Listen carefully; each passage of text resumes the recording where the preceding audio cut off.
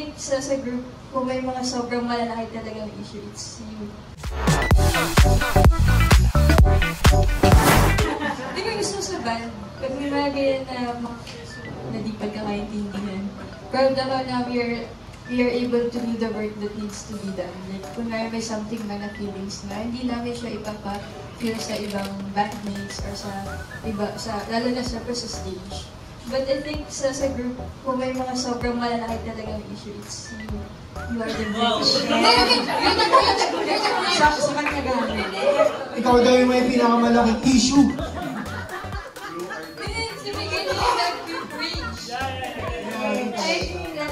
Yung phrasing lang yung nakakagulat na minsan. Si Agnes yung known to be very misunderstood na pero anyway, to her point.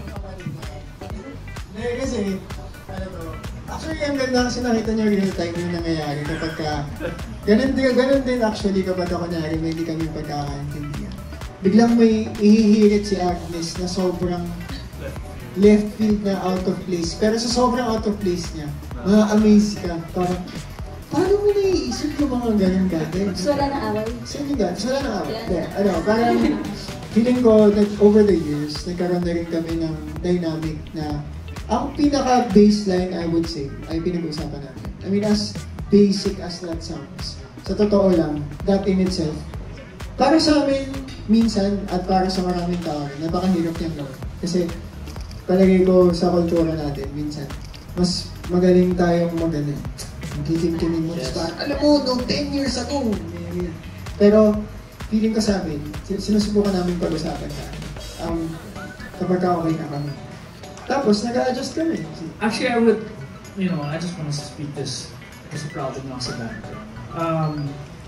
You can actually, on a practical level, ask for relationship advice from us. I mean, from them. Kasi sa pinagdaanan namin, na-amaze din ako with how we all had to deal with it and really do the work talaga of patching things up. Kasi hindi naman joke na lahat, you know. When we write the songs like Saranggola, may naman talaga yan, may history kung saan siya nangyari.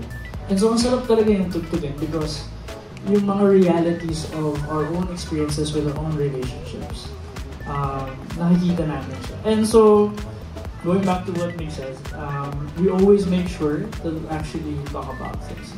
So, hindi po kami perfect na. Nag-aaway talaga kami. Both creative, relationship, sa mga personal things, pet peeves even. But our love for each other is much deeper than... Parang yung willingness to be vulnerable. Yes. Tsaka nandun lahat yun actually. Sa isang hindi pagkakaintindihan, is mag-uusap. May magagalit, may iiyak, may magpapatawa, tapos may magbibigay. Usually nga kayo. Tapos okay na. Parang ganun lang din talaga. Tatanggap na namin bahagi ng buhay namin.